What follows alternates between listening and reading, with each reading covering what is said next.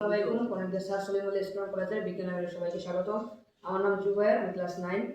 আজকে আমার উপস্থাপনার বিষয় হলো মোমের গলনাঙ্ক নির্ণয়। প্রয়োজনীয় উপকরণ: ত্রিপদী স্ট্যান্ড, তারজালি, বিকারের সামান্য কিছু পানি, টেস্ট টিউব, থার্মোমিটার। প্রথমেই আমরা বিকারে সামান্য পরিমাণ মোমের গুঁড়ো নিই। মোমের গুঁড়ো টেস্ট টিউবের ভিতরে।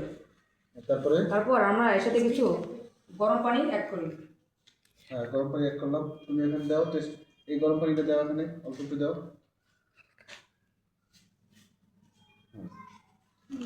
তারপর স্পিড ল্যাম্পের সাহায্যে তাপ প্রদান করি।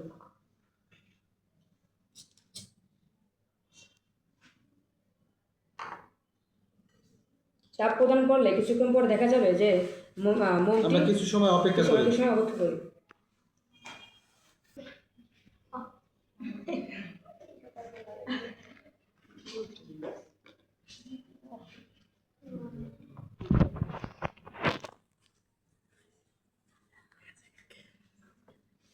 কিছু সময় পর আমরা আবার ফিরে আসলাম। এখন আমরা দেখতে পাচ্ছি মোমটি নির্দিষ্ট পরিসরে মোমটি আর গলছে না। এখন আমরা মোমটির তাপমাত্রা নির্ণয় করে থার্মোমিটারের সাহায্যে।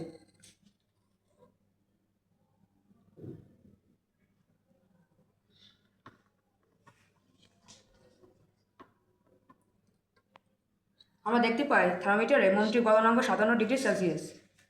এই নির্দিষ্ট তাপমাত্রায় নির্দিষ্ট পরিসরে মোমটি আর গলছে না। তাই হলো এই নির্দিষ্ট পরিসর হলো মোমটির গলনাঙ্ক। সবাইকে ধন্যবাদ। গলনাঙ্ক কি?